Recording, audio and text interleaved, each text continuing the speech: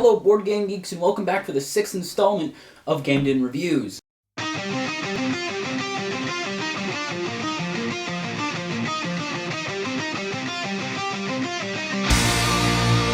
Field General. I picked this up when I went down to Sacramento. There was a game shop, amazing place. This is actually a rather new game. It was published by Board Game Design.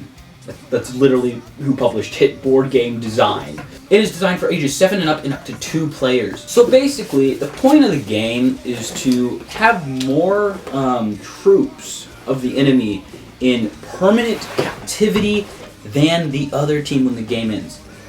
Now, I know this sounds really weird, but the game kind of smells kind of funky. I don't know if this was just this board game or just the material that they used, but it smells funky. How the heck did that get in this game? This was in here. Who the heck put this in? I'm done. Okay, so the true pieces are actually really good quality. It's just amazing how good quality these are, especially for a modern game. You can't really find good quality pieces anymore. Thing that sucks though, the cards. Not really good quality. They are extremely difficult to shuffle. Other than that, the dice, the pieces, they're good quality. They're pretty thick. I mean, this quality is really good compared to most modern day games. The board is really good quality too. In fact, it'd probably be better quality than a Monopoly game board if you bought a new Monopoly game today. So, at least as good, if not better. So it is also double-sided. So on this side you got the forest, like that. And then on this side you got the desert. Boom. You have your baseline, you have your front line, and then you have your temporary captivity and permanent captivity is just off the board.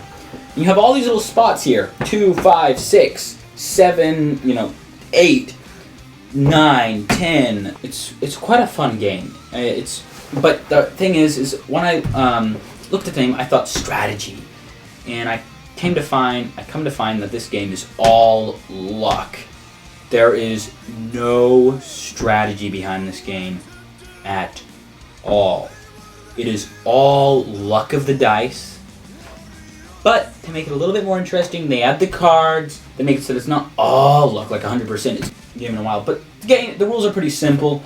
You have 6-sided dice, but they don't have a 6 number. That's why there's no 11 and 12. They have stars.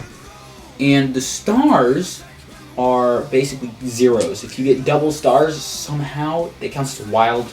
You can place a troop anywhere. So here's what a battle looks like. So I have my troops, just laying out. Start of the game, I'm green. I roll the dice.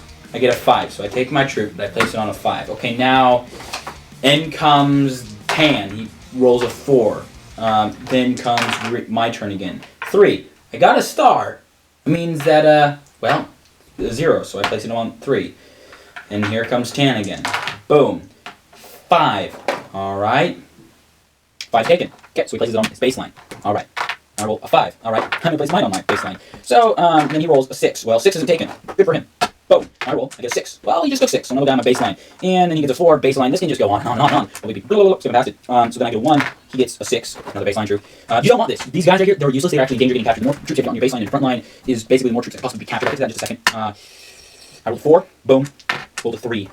So the game goes on until this battle goes on until all these spaces are occupied. And it can take quite a while, as you can see here. This is taking forever. Oh, this guy just got an 8. And look, 7. Okay, so we're just building 2 more spots, which means that we have 3 left. This is going to take forever. Alright, here we go. Stars, the wild. When you get a wild, you always take the highest number. 10.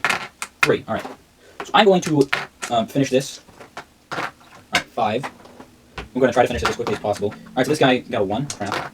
5. Third. 8 for these guys. Third. 4. 6. 7. 7. Okay, so that's 2 each. Jeez. See, so this game can go on quite a while. And of course, you got these cards here that can make it so that, okay, move to 9. So let's say this guy gets a card that says move a frontline troop to the 9, okay? Then this guy gets a card, move back to the 2. So now this is it. This is the setup right here. Alright, so now we calculate the points. So we got 10, 15, 17, 20, 21, 28. So this guy has 28 points altogether. Okay, so this guy right here is 8, 14, 18, 19, 28. Seems like a tie. Yep, it's a tie. So what happens then? You roll the dice. Boom. 3 for him. 5 for Tan.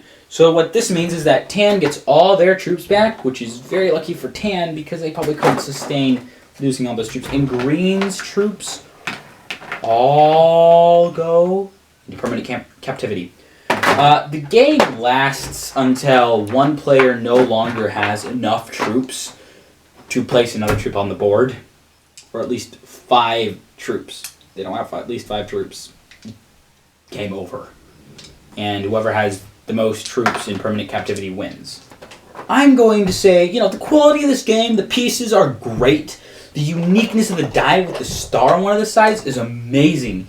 And this looks like this was an independently published game by some small unknown company.